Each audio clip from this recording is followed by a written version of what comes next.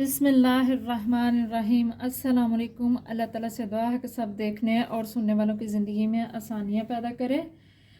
तो जी, ये हमारे घर आया था गोश्त और मैंने सोचा कि क्यों ना मैं इसकी वीडियो भी बना लूँ और सबके साथ शेयर करूँ कि मैं इसको किस तरह से फ्रीज़ करती हूँ जब ज़्यादा गोश्त आता है। और मोस्टली हम लोग इकट्ठा ही ज़्यादा गोश्त ले आते हैं क्योंकि मुश्किल होता है बाज़ार जाके तो लाना।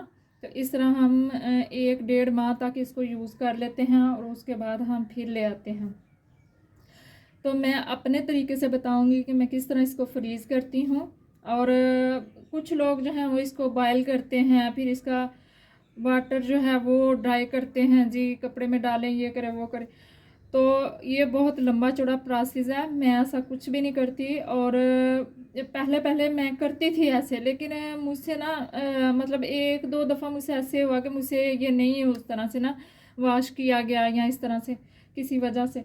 तो मैंने ऐसे ही शॉपर में डाल के पैक करके तो रख दिया, लेकिन मैंने देखा कि उसकी बजाय कि मैं इसको वॉश करूं और रखूं, उससे ज़्यादा इस तरह से अच्छा रहता है। आप इसको निकाल के देखें, 2 माह के बाद भी निकालेंगे आप तो आप इसको देखेंगे कि ना तो इसका कोई कलर चेंज हुआ होगा और ना ही जो है मतलब इसमें किसी तरह की कोई स्मेल आ रही होगी।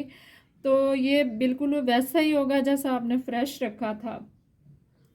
तो इसलिए फिर हमें क्या ज़रूरत पड़ी इतने लंबे चौड़े प्रोसेस करने की कि इसको वॉश करें जी, इसको उबालें जी, ये इसको फ्राई कर लें जी, ये कर लें वो कर लें।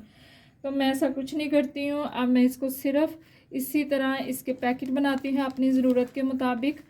तो आप लोग भी अगर ज़्यादा गोश्त आता है घर में या लाते हैं आप लोग इसी तरह मेरी तरह के, चलें जी एक दफ़े ले आए पूरे महीने का, तो करना क्या है आपने इसी तरह जिस तरह से मैं रख रही हूँ आप इस तरह से इसके पैकेट बनाएं, अपनी ज़रूरत के मुताबिक बोटियाँ डालें। और ये जिप लॉक बैग है मेरे पास, और इसके अलावा ये शॉपर आप ले सकते हैं।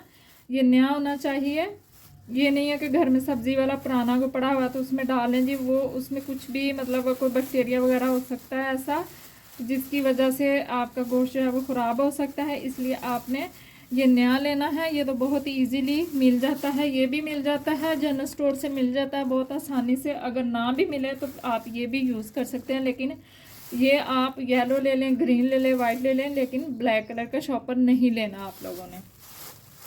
तो चलें जी, मैं आपको बताती हूँ कि मैं इसको किस तरह से डिवाइड करती हूँ इन बोटियों को।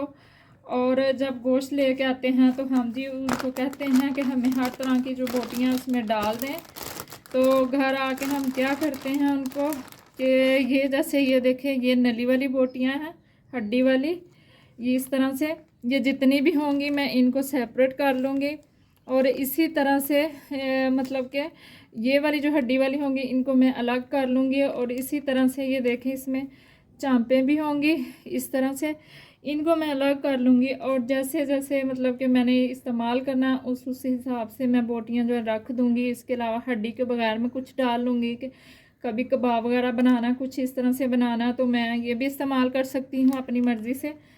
तो आप भी ऐसा किया करें, जब गोश्त लेने जाते हैं तो इसी तरह से लेके आया करें। और ये कलेजी है, और कलेजी जो है वो भी मतलब हम लेके आते हैं, थोड़ी बहुत साथ ज़रूर खाते हैं महीने में 1-2 दफ़ा। तो इसको भी आप जो है वो आराम से सेव करके रख सकते हैं, और जब दिल करे आपका तो आप इसको निकाल के पका सकते हैं। और जब फ्रीज़ करने के बाद आपने इसको निकालना है तो वाश कैसे करना है वो तरीका भी इंशाल्लाह जब मैं इसको पकाऊंगी, वाश करूंगी, तो मैं आप लोगों के साथ मस्ट शेयर करूंगी कि इसको वाश कैसे करना है। तो चलिए मैं इसके पैकेट बनाती हूँ और फिर मैं आप लोगों को दिखाती हूँ। तो जी, ये मैंने पैकेट जो है वो बना लिए हैं। ये 2 किलो बकरे का गोश्त था, मटन, और इसके मैंने इस तरह से ये देखें पैकेट बना लिए हैं।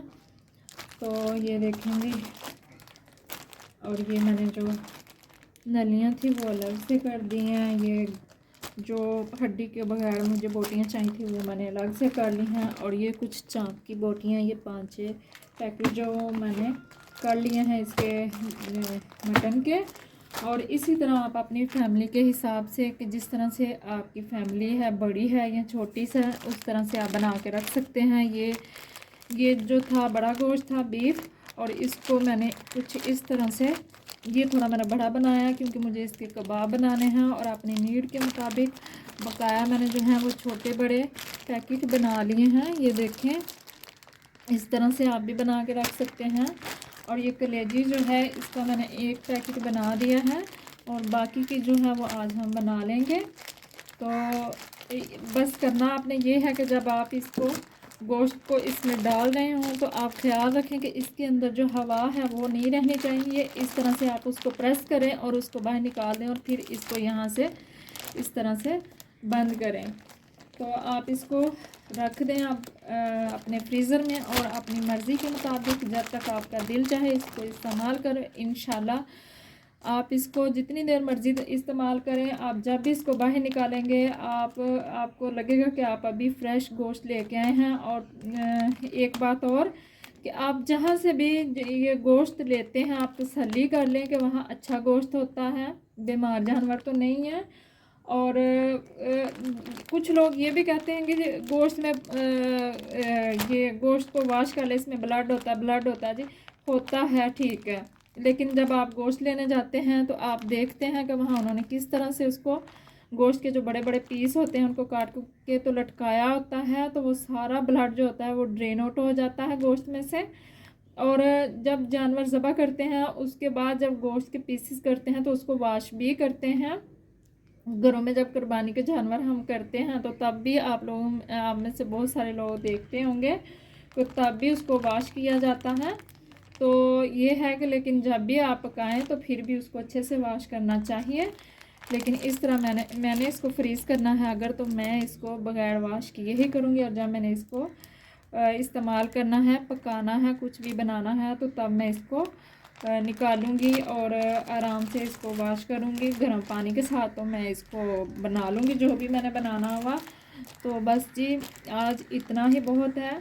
तो आई होप कि आपको मेरी वीडियो अच्छी लगी होगी। तो प्लीज़ मेरे चैनल को सब्सक्राइब कर दें, लाइक कर दें और शेयर कर दें। तो मुझे दुआ में रखिएगा याद। अल्लाह हाफिज़, फ़ी अमानिल्लाह।